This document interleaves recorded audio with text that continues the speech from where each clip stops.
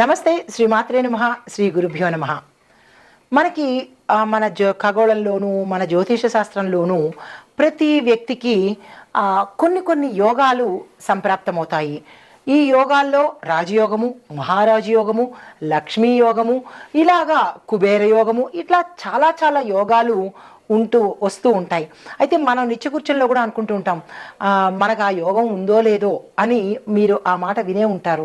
అయితే ఆ యోగం ఉండాలన్నా యోగం ఉండాలి.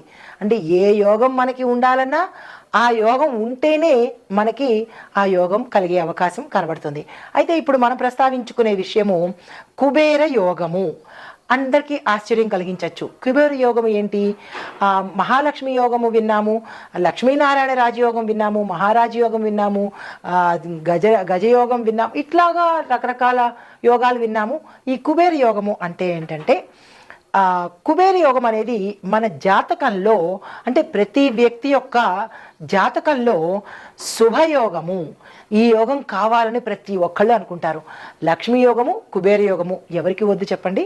అయితే ఈ యోగం ఉండాలన్నా కానీ రాసిపెట్టి ఉండాలి. గత జన్మలో వాళ్ళు మంచి కర్మలను చేసుకున్నట్టయితేనే తప్ప ఈ యోగము అందరికీ వచ్చేది కాదు. అయితే అది కర్మరీత్యా. అయితే మన వ్యక్తిగత జాతకంలో ఏ స్థానంలో ఈ యోగం మనకు కనబడుతుంది అనే అంశాన్ని నేను చాలా వివరంగా చెప్తాను. వీలైతే రాసుకునే ప్రయత్నం చేయండి, లేదు అంటే 1-2 సార్లు చూసే ప్రయత్నం తప్పనిసరిగా చేయండి. అయితే ఈ వ్యక్తులు, కుబేర యోగం కలిగిన వ్యక్తులు ఆర్థికంగా చాలా విశేషంగా ఉంటారు. మీరు మన నిత్యకృత్యంలో కూడా మనం చాలామంది వింటాం, వాళ్ళు కుబేరులు రా అనుకుంటూ ఉంటారు. ఆయనకేమి మహారాజు కుబేరుడు అని అంటారు కదా. అంటే అంతటి ధనంతో, సౌఖ్యంతో ఉంటూ ఉంటారనమాట.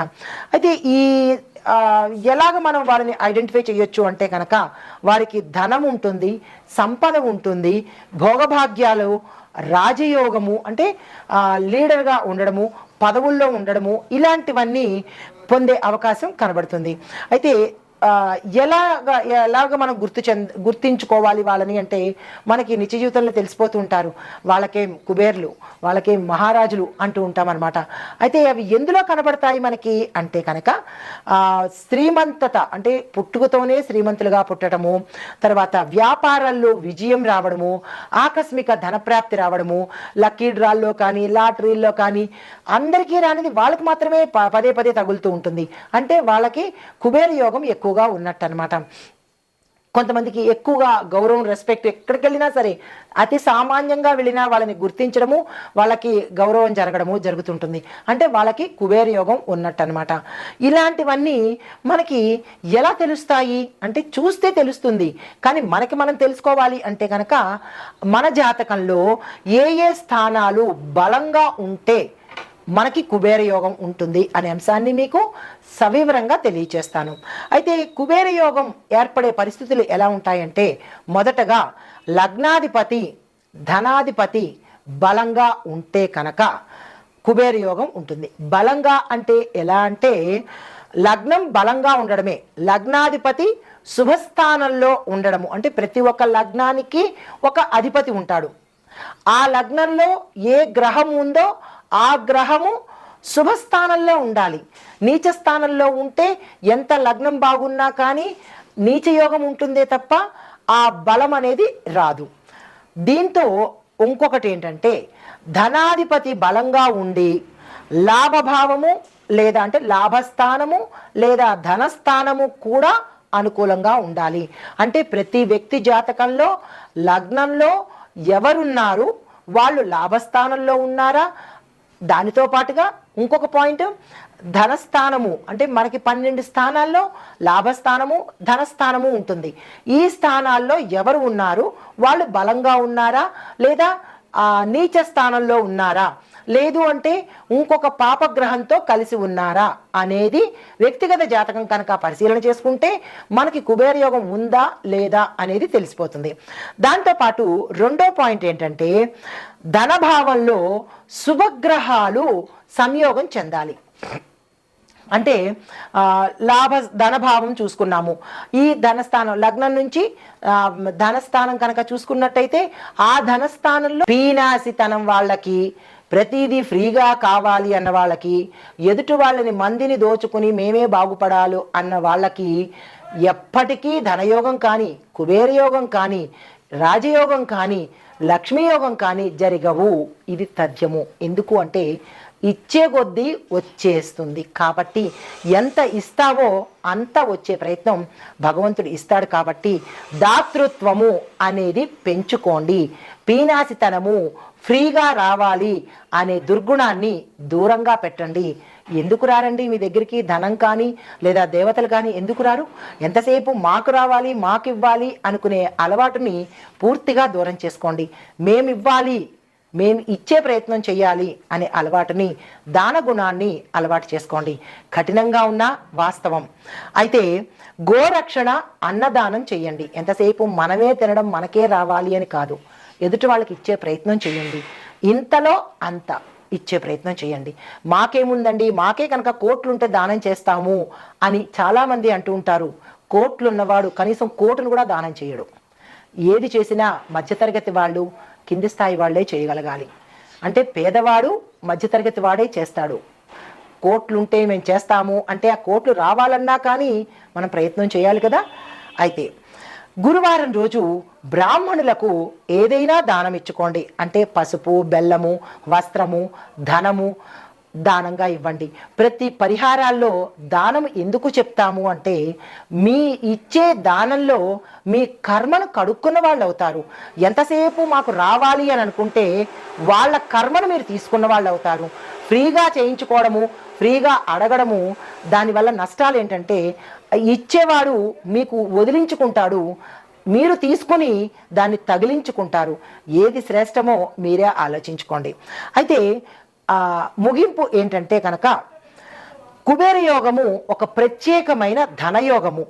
ఇది జన్మకుండలిలో సహజంగా ఏర్పడేదే తప్ప మనంతట మనం కృత్రిమంగా ఏ పని చెయ్యలేము. అయితే ఆ వ్యక్తికి అది ఉందా లేదా అనేది వ్యక్తిగత జాతక పరిశీలన తప్పనిసరిగా చేయించుకోండి. అయితే దీంతో పాటు మనం ఏం చేయాలంటే ఈ గురు, శుక్ర, చంద్రుడికి, బుధుడికి కనుక మనం జపాలు, మంత్రాలు జపం చేయడము, జపాలు చేయించుకోవడము, దానాలు చేయించుకోవడము, ఇలాంటివి ఏవైనా ప్రత్యేక హోమాలు చేయించుకున్నట్టయితే ఉన్నది వృద్ధి అయ్యే అవకాశం కనబడుతుంది. అయితే ఈ చేయడం వల్ల మనకేమవుతుందంటే ఈ ధన మార్గాలు ఓపెన్ అవుతాయి. ఈ పనులు చేయడం వల్ల ఏమవుతుంది, ఇప్పుడు తలుపులు మూసేసుకుని కూర్చున్నామనుకోండి, ఇంట్లో వ్యక్తులు బయటికి వెళ్ళగలుగుతారా? వెళ్ళలేం కదా. అలాగే మనము ఇంట్లోంచి బయటికి వెళ్ళాలంటే మూసి ఉన్న తలుపుని ఎలాగైతే తీయాలో, మనకి రాజయోగం పట్టాలన్నా, ధనయోగం పట్టాలన్నా మీ పీనాసితన అనే తలుపుల్ని తీసి దానము, పూజలు ఇలాంటివి కనుక చేసినట్టయితే ఆకస్మికంగా బయట వేచి ఉన్న ఈ యోగాలన్నీ మీకు వచ్చే అవకాశం కనబడుతోంది. ఈ పనులన్నీ చేసుకుని, నేను చెప్పిన ఈ పరిహారాలు చేసుకుని, ఈ పూజలు చేసుకుని, మీ వ్యక్తిగత జాతకంలో కుబేర యోగం ఉందా లేదా అనేది పరిశీలన చేసుకుని, ఒకవేళ ఉంటే కనుక మరింతగా అభివృద్ధి అయ్యేందుకు పరిహారాలు చేసుకోండి. నమస్తే. ఇప్పుడు టక టక టక ఒక్కొక్క రాశి చెప్పేస్తాను. తదుపరి రాశి ధనస్సు రాశి. ఈ రాశిలో ఉండేవారికి కుబేర యోగము, దాని యొక్క ప్రభావము ఉద్యోగాల్లోనూ, చదువుల్లోనూ ఉన్నతి కనబడుతుంది. ప్రమోషన్స్ వస్తాయి, ఆకస్మిక ధనప్రాప్తి వస్తుంది, ప్యాకేజ్ పెరుగుతుంది, ఇంక్రిమెంట్స్ ఎక్కువ పడతాయి. దీనితో పాటు మీరు క్యాడర్ పెరిగే అవకాశం, అంటే మీరున్న స్థాయి నుంచి వేరే స్థాయికి మారే అవకాశం కూడా గోచరిస్తోంది. కొంతమందికి హై ఎండ్ ప్యాకేజెస్తో వేరే కంపెనీల్లో కానీ, విదేశాలు వెళ్ళి అక్కడ స్థిరపడడం కానీ, ఇలాంటివన్నీ ధనానికి సంబంధించినటువంటి మంచి మంచి సమయం కనబడుతోంది. దీంతో పాటు ఆర్థికంగా పురోగతి కనబడుతోంది. ఆర్థిక పురోగతి ఎట్లా అంటే, మీరు గతంలో ఏదైనా పెట్టుబడులు పెట్టినా కానీ, లేదా సరదాగా ఏదైనా ఇన్వెస్ట్మెంట్ చేసి భూములు కొన్నా కానీ, అవి ఇప్పుడు ఎక్కువ ధర పలకడమో, లేదా ఆకస్మికంగా స్థిరచరాస్తులు మీ దాయాదుల వల్ల కలిసి రావడమో, ఇలాంటివన్నీ మీకు అంటే అన్ని రకాలుగా ధనం వచ్చే అవకాశము, మీకు తెలియకుండానే వచ్చే అవకాశము మీ పితృస్థానం నుంచి కానీ, మాతృస్థానం నుంచి కానీ, ఇలా ధనము ఇబ్బడి ముబ్బడిగా వచ్చే అవకాశం కనబడుతోంది. సంతోషించదగ్గ విషయము. అయితే ఎవరైనా పెట్టుబడులు పెట్టాలి అంటే కనుక ఈ సమయము అత్యంత అనుకూలమైన సమయము. కాబట్టి తప్పనిసరిగా పెట్టుబడుల కోసం ప్రయత్నం చేయండి.